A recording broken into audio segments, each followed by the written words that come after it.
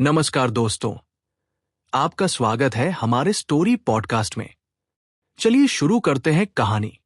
गबन भाग 19। लेखक मुंशी प्रेमचंद। अगर इस समय किसी को संसार में सबसे दुखी, जीवन से निराश, चिताग्नि में जलते हुए प्राणी की मूर्ति देखनी हो तो उस युवक को देखे जो साइकिल पर बैठा हुआ अल्फ्रेड पार्क के सामने चला जा रहा है। इस वक्त अगर कोई काला सांप नजर आए तो वह दोनों हाथ फैलाकर उसका स्वागत करेगा और उसके विष को सुधा की तरह पिएगा। उसकी रक्षा सुधा से नहीं, अब विष ही से हो सकती है। मौत ही अब उसकी चिंताओं का अंत कर सकती है, लेकिन क्या मौत उसे बदनामी से भी बचा सकती है? सवेरा होते ही ये बात घर घर फैल जाएगी। सरकारी रुपया खा गया और जब पकड़ा गया तब आत्महत्या कर ली। कुल में कलंक लगाकर मरने के बाद भी अपनी हंसी करा के चिंताओं से मुक्त हुआ तो क्या, लेकिन दूसरा उपाय ही क्या है? अगर वो इस समय जाकर जालपा से सारी स्थिति कह सुनाए तो वो उसके साथ अवश्य सहानुभूति दिखाएगी। जालपा को चाहे कितना ही दुख हो, पर अपने गहने निकाल कर देने में एक क्षण का भी विलंब न करेगी। गहनों को गिरवी रखकर वो सरकारी रुपए अदा कर सकता है। उसे अपना पर्दा खोलना पड़ेगा, इसके सिवा और कोई उपाय नहीं है। मन में ये निश्चय करके रमा घर की ओर चला, पर उसकी चाल में वो तेजी न थी जो मानसिक स्फूर्ति का लक्षण है। लेकिन घर पहुंचकर उसने सोचा, जब यही करना है तो जल्दी क्या है, जब चाहूंगा मांग लूंगा। कुछ देर गपशप करता रहा, फिर खाना खाकर लेटा। सहसा उसके जी में आया, क्यों न चुपके से कोई चीज उठा ले जाऊं। कुल मर्यादा की रक्षा करने के लिए एक बार उसने ऐसा ही किया था। उसी उपाय से क्या वह प्राणों की रक्षा नहीं कर सकता? अपनी जबान से तो शायद वह कभी अपनी विपत्ति का हाल न कह सकेगा। इसी प्रकार आगा पीछा में पड़े हुए सबेरा हो जाएगा और तब उसे कुछ कहने का अवसर ही न मिलेगा। मगर उसे फिर शंका हुई, कहीं जालपा की आंख खुल जाए, फिर तो उसके लिए त्रिवेणी के सिवा और कोई स्थान ही न रह जाएगा। जो कुछ भी हो, एक बार तो यह उद्योग करना ही पड़ेगा। उसने धीरे से जालपा का हाथ अपनी छाती पर से हटाया और नीचे खड़ा हो गया। उसे ऐसा ख्याल हुआ कि जालपा हाथ हटाते ही चौंकी और फिर मालूम हुआ कि यह भ्रम मात्र था। उसे अब जालपा के सलूके की जेब से चाबियों का गुच्छा निकालना था। देर करने का अवसर न था। नींद में भी निम्न चेतना अपना काम करती रहती है। बालक कितना ही गाफिल सोया हो, माता के चारपाई से उठते ही जाग पड़ता है। लेकिन जब चाबी निकालने के लिए झुका तो उसे जान पड़ा जालपा मुस्कुरा रही है। उसने झट हाथ खींच लिया और लैंप के क्षीण प्रकाश में जालपा के मुख की ओर देखा, जो कोई सुखद स्वप्न देख रही थी। उसकी स्वप्न सुख विलसित छवि देखकर उसका मन कातर हो उठा। हां, इस सरला के साथ मैं ऐसा विश्वासघात करूं जिसके लिए मैं अपने प्राणों को भेंट कर सकता हूं, उसी के साथ ये कपट। जालपा का निष्कपट स्नेहपूर्ण हृदय मानो उसके मुखमंडल पर अंकित हो रहा था। आह, जिस समय इसे ज्ञात होगा इसके गहने फिर चोरी हो गए, इसकी क्या दशा होगी। पछाड़ खाएगी, सिर के बाल नोचेगी। वो किन आंखों से उसका ये क्लेश देखेगा। उसने सोचा, मैंने इसे आराम ही कौन सा पहुंचाया है। किसी दूसरे से विवाह होता तो अब तक वह रत्नों से लज जाती। दुर्भाग्यवश इस घर में आई जहां कोई सुख नहीं, उल्टा और रोना पड़ा। रमा फिर चारपाई पर लेट रहा। उसी वक्त जालपा की आंखें खुल गई। उसके मुख की ओर देखकर बोली, तुम कहाँ गए थे? मैं अच्छा सपना देख रही थी। बड़ा बाह है और हम तुम दोनों उसमें टहल रहे हैं। इतने में तुम न जाने कहाँ चले जाते हो। एक साधु आकर मेरे सामने खड़ा हो जाता है। बिल्कुल देवताओं सा उसका स्वरूप है। वो मुझसे कहता है, बेटी, मैं तुझे वर देने आया हूं। मांग। क्या मांगती है? मैं तुम्हें इधर उधर खोज रही हूं कि तुमसे पूछूं क्या मांगू, और तुम कहीं दिखाई नहीं देते।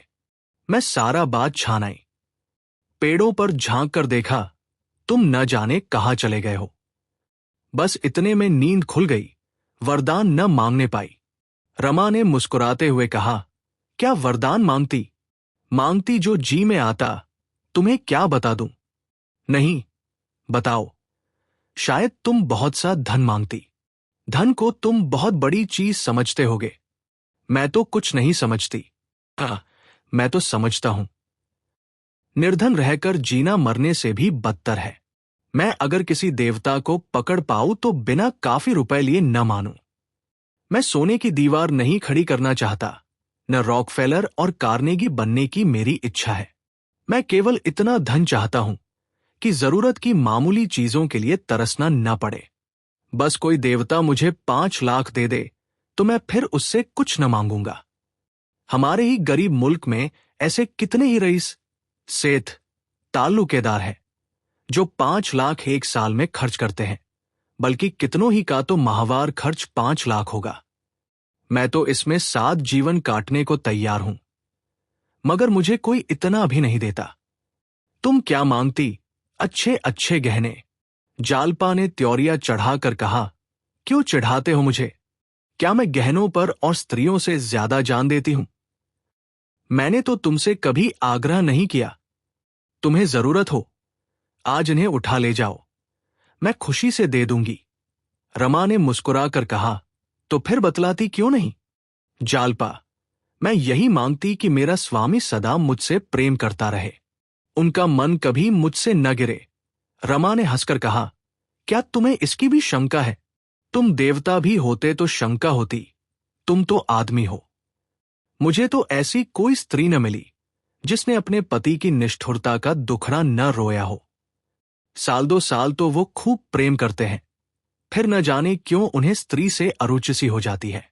मन चंचल होने लगता है। औरत के लिए इससे बड़ी विपत्ति नहीं। उस विपत्ति से बचने के सिवा मैं और क्या वरदान मांगती? ये कहते हुए जालपा ने पति के गले में बाहें डाल दी और प्रणय संचित नजरों से देखती हुई बोली।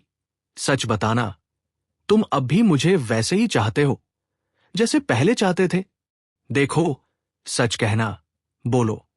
रमा ने जालपा के गले से चिमट कर कहा। उससे कहीं अधिक, लाख गुना। जालपा ने हंसकर कहा। झूठ, बिल्कुल झूठ। 16 आने झूठ। रमानाथ, ये तुम्हारी जबरदस्ती है।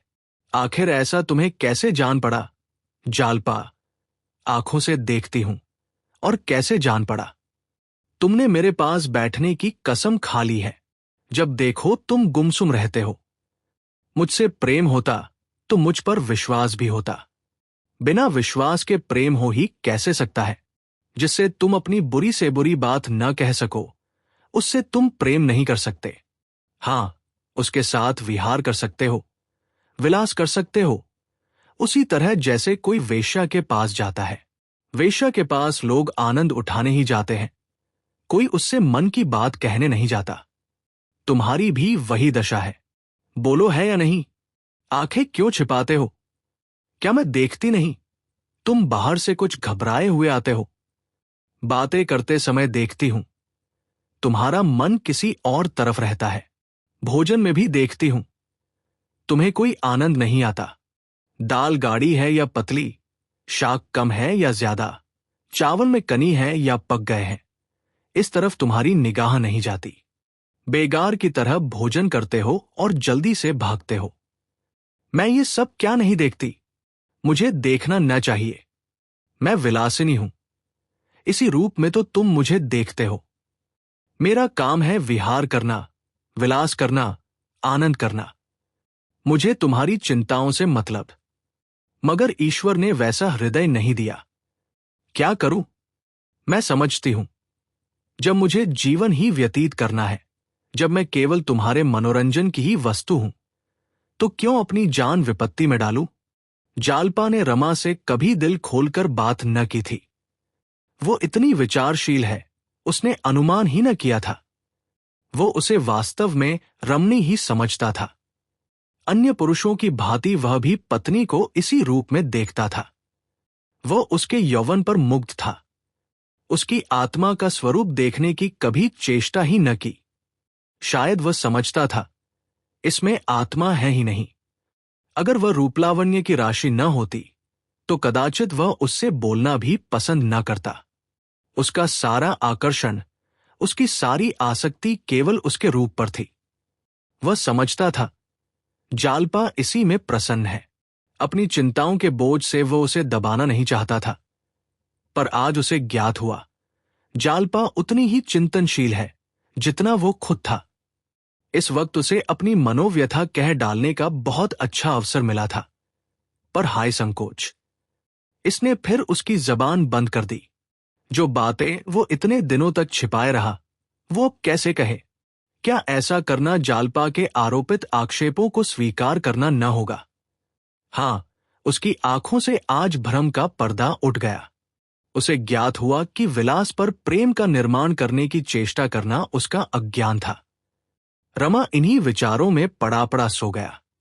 उस समय आधी रात से ऊपर गुजर गई थी। सोया तो इसी सबब से था कि बहुत सवेरे उठ जाऊंगा, पर नींद खुली तो कमरे में धूप की किरणें आकर उसे जगा रही थी। वह चटपट उठा और बिना मुंह हाथ धोए कपड़े पहनकर जाने को तैयार हो गया। वह रमेश बाबू के पास जाना चाहता था। अब उनसे ये कथा कहनी पड़ेगी। स्थिति का पूरा ज्ञान हो जाने पर वो कुछ न कुछ सहायता करने पर तैयार हो जाएंगे। जालपा उस समय भोजन बनाने की तैयारी कर रही थी। रमा को इस भांति जाते देखकर प्रश्न सूचक नजरों से देखा। रमा के चेहरे पर चिंता, भय, चंचलता और हिंसा मानो बैठी घूर रही थी। एक क्षण के लिए वो बेसुध सी हो गई। एक हाथ में छुरी और दूसरे में एक करेला लिए हुए वह द्वार की ओर ताकती रही। ये बात क्या है, उसे कुछ बताते क्यों नहीं? वो और कुछ न कर सके, हमदर्दी तो कर ही सकती है। उसके जी में आया, पुकार कर पूछूं, क्या बात है? उठकर द्वार तक आई भी, पर रमा सड़क पर दूर निकल गया था। उसने देखा वो बड़ी तेजी से चला जा रहा है, जैसे सनक गया हो। न दाहिनी ओर ताकता है, न बाई ओर, केवल सिर झुकाए, पथिकों से टकराता, पैरगाड़ियों की परवाह न करता हुआ भागा चला जा रहा था। आखिर वो लौटकर फिर तरकारी काटने लगी, पर उसका मन उसी ओर लगा हुआ था। क्या बात है, क्यों मुझसे इतना छिपाते हैं? रमा रमेश के घर पहुंचा तो 8 बज गए थे। बाबू साहब चौकी पर बैठे संध्या कर रहे थे। इन्हें देखकर इशारे से बैठने को कहा। कोई आधा घंटे में संध्या समाप्त हुई। बोले, क्या अभी मुंह हाथ भी नहीं धोया? यही लीचड़पन मुझे नापसंद है। तुम और कुछ करो या न करो, बदन की सफाई तो करते रहो। क्या हुआ, रुपए का कुछ प्रबंध हुआ? रमानाथ, इसी फिक्र में तो आपके पास आया हूं। रमेश, तुम भी अजीब आदमी हो। अपने बाप से कहते हुए तुम्हें क्यों शर्म आती है? यही न होगा, तुम्हें ताने देंगे, लेकिन इस संकट से तो छूट जाओगे। उनसे सारी बातें साफ साफ कह दो। ऐसी दुर्घटनाएं अक्सर हो जाया करती हैं, इसमें डरने की क्या बात है? नहीं कहो, मैं चलकर कह दूं। रमानाथ, उनसे कहना होता तो अब तक कभी कह चुका होता। क्या आप कुछ बंदोबस्त नहीं कर सकते? रमेश, कर क्यों नहीं सकता, पर करना नहीं चाहता। ऐसे आदमी के साथ मुझे कोई हमदर्दी नहीं हो सकती।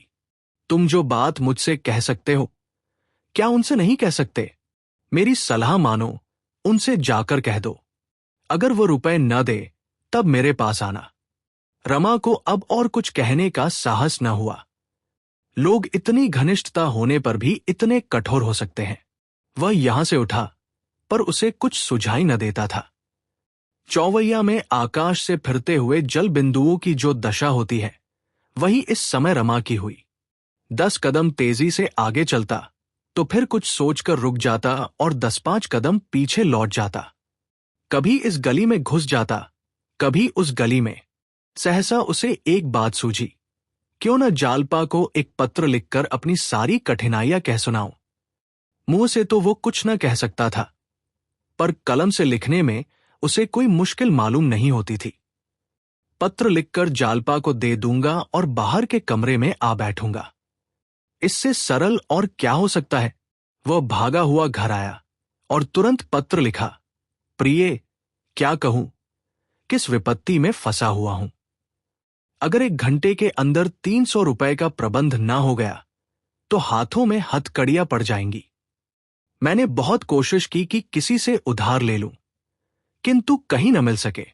अगर तुम अपने 2-1 जेवर दे दो तो मैं गिरवी रखकर काम चला लूं। ज्यों ही रुपए हाथ आ जाएंगे छुड़ा दूंगा। अगर मजबूरी न आ पड़ती तो तुम्हें कष्ट न देता। ईश्वर के लिए रुष्ट न होना। मैं बहुत जल्द छुड़ा दूंगा। अभी ये पत्र समाप्त न हुआ था कि रमेश बाबू मुस्कुराते हुए आकर बैठ गए और बोले, कहा उनसे तुमने? रमा ने सिर झुकाकर कहा, अभी तो मौका नहीं मिला। रमेश, तो क्या 2-4 दिन में मौका मिलेगा? मैं डरता हूं कि कहीं आज भी तुम यूं ही खाली हाथ न चले जाओ, नहीं तो गजब ही हो जाए। रमानाथ, जब उनसे मांगने का निश्चय कर लिया तो अब क्या चिंता? रमेश, आज मौका मिले तो जरा रतन के पास चले जाना। उस दिन मैंने कितना जोर देकर कहा था, लेकिन मालूम होता है तुम भूल गए। रमानाथ, भूल तो नहीं गया, लेकिन उनसे कहते शर्म आती है।